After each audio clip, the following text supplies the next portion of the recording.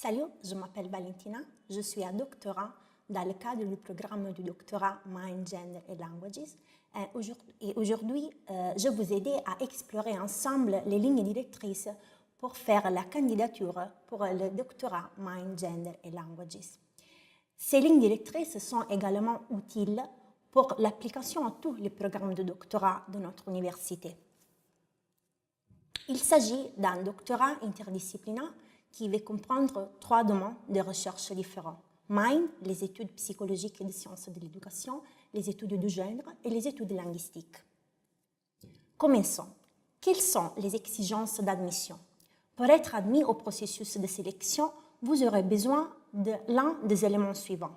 Un Master 2, selon le décret ministériel italien, et 16 modifications et intégrations ultérieures, laurea specialistica ou laurea magistrale, ou un diplôme universitaire de 4 ans, selon le précédent système universitaire italien, ou une qualification équivalente donnée par une institution étrangère reconnue. Si vous n'avez pas encore terminé votre diplôme, ne vous inquiétez pas. Si vous vous inscrivez au 31 octobre 2017, vous pouvez toujours présenter votre candidature. Ces candidats seront admis conditionnellement au processus de sélection et les candidats seront alors invités à fournir un certificat qui va attester de l'obtention de leur diplôme avant le 10 novembre 2017. Si vous venez d'un pays étranger, vous pouvez venir à la Belle Naples et participer à la sélection en tant qu'étudiant italien qui nous identifions comme place pas réservée ou vous pouvez participer à la sélection pour les places réservées. Les places réservées sont attribuées aux candidats qui ont un diplôme à l'étranger ou qui vont recevoir des bourses de financement accordées par un pays étranger. Si vous voulez présenter votre candidature pour la sélection des places réservées ou pas réservées, vous devez fournir les papiers suivants. Un certificat de votre Master 2 et le relevé de notes académiques, y compris les cours suivis et les notes reçues tout au long des études universitaires. Et si ces papiers sont en langue autre que l'italien, l'anglais, le français, l'espagnol, l'allemand, une traduction assermentée dans l'une des langues mentionnées doit être fournie. Un ou plusieurs de lettres de recommandation de chercheurs ou des experts dans le terrain de votre domaine de recherche et votre CV. Les papiers concernant la bourse de financement d'un pays étranger, si c'est votre cas, et toutes les autres qualifications qui peuvent être pertinentes pour les processus de sélection. Par exemple, la bourse d'études, les certificats de participation au cours pour master, les activités de recherche, les publications scientifiques, les notes reçues dans le cadre des cours universitaires nationaux et internationaux.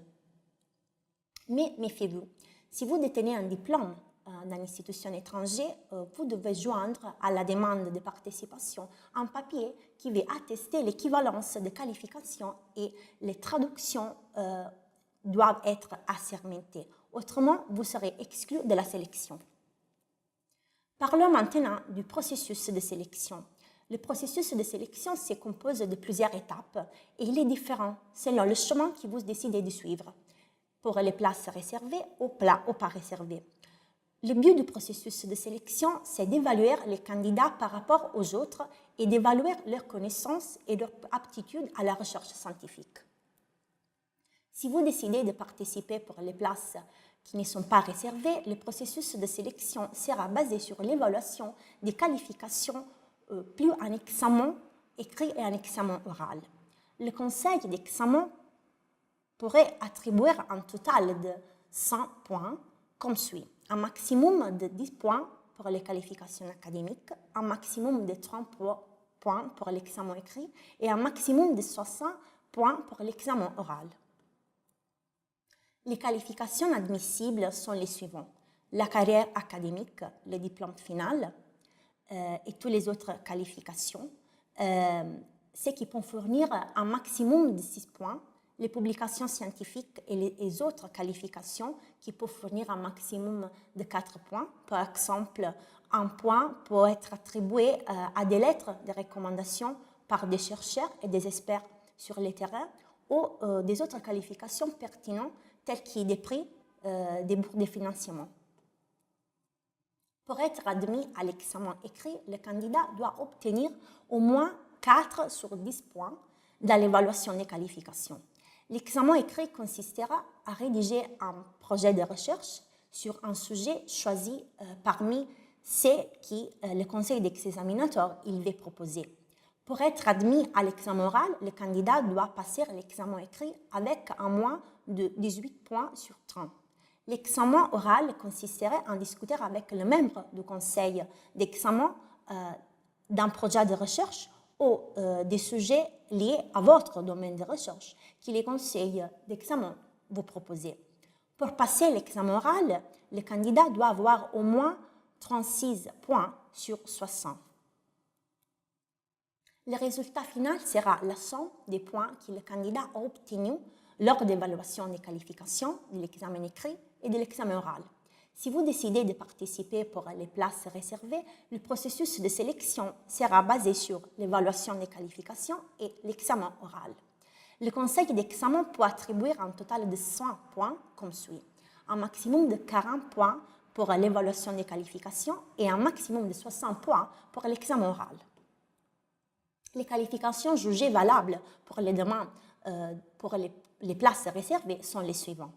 Diplôme et qualification académique du candidat, publication scientifique, bourse, certification confirmant la fréquentation du cours après le master, toutes les qualifications liées aux activités de recherche, lettres de recommandation de chercheurs ou des experts sur le terrain. Pour être admis à l'examen oral, le candidat doit obtenir au moins 24 points sur 40 dans l'évaluation des qualifications et l'examen oral consistera à discuter avec le membre du conseil d'examen un projet de recherche ou tous les sujets liés à votre domaine de recherche que le conseil souhaite discuter. Pour passer l'examen oral, le candidat doit avoir au moins 36 points sur 60. Les candidats qui ne résident pas en Italie et ont étudié à l'étranger pouvant participer à des places réservées et peuvent être interrogés par visioconférence, par exemple Skype. À la fin du processus de sélection, un classement distinct de mérite sera publié pour les places réservées. Tous les candidats doivent prouver une bonne connaissance de l'italien ou une langue étrangère, anglais, français, espagnol et allemand, et tous les examens peuvent être effectués dans l'un des langues mentionnées. Pour être admis à l'examen, tous les candidats doivent produire l'un des documents d'identité suivants: carte d'identité, passeport, permis de conduire. Le candidat sera considéré comme rénunciatoire si, pour quelque raison que ce soit, ils sont absents le jour, l'heure prévue et le lieu des examens. Mais maintenant, examinons la dernière étape, comment faire l'application. Le début de septembre, c'est la date limite pour présenter tous les papiers et les formulaires de candidature ne seront plus disponibles après cette date limite. Des applications qui seront incomplètes, incorrectes ou tardives seront exclues. Et outre, les candidatures doivent être remplies exclusivement en ligne. La candidature se compose d'une procédure en 2 phases. Les candidats doivent d'abord s'inscrire en tant qu'utilisateurs, ensuite ils peuvent passer au formulaire de demande qu'ils doivent remplir, imprimer, signer, remettre ou envoyer. Veuillez noter que les candidats qui ne sont pas résidents en Italie et qui ne possèdent pas de citoyenneté italienne s'appliquera à des places réservées. Ils sont exemptés du paiement de la tâche d'examen. Si vous souhaitez participer pour une place qui n'est pas réservée, vous devez remettre le formulaire de demande signé, votre CV et toutes les qualifications et les papiers nécessaires. Si vous souhaitez participer à une place réservée, les candidats qui ne sont pas résidents en Italie et qui ne sont pas des citoyens italiens peuvent envoyer des copies en PDF de documents mentionnés par courrier électronique à phd.federico2@unina.it. Si votre master n'a pas été déclaré équivalent en qualification italienne, vous pouvez demander à votre université de le déclarer équivalent au fin de l'admission au programme de doctorat uniquement. Nous espérons vraiment que cette visio rendra votre processus de demande plus facile. Et si vous avez toujours une question, vous pouvez nous envoyer un courrier électronique à mgl@unina.it. Nous vous souhaitons bonne chance et nous espérons vous accueillir ici.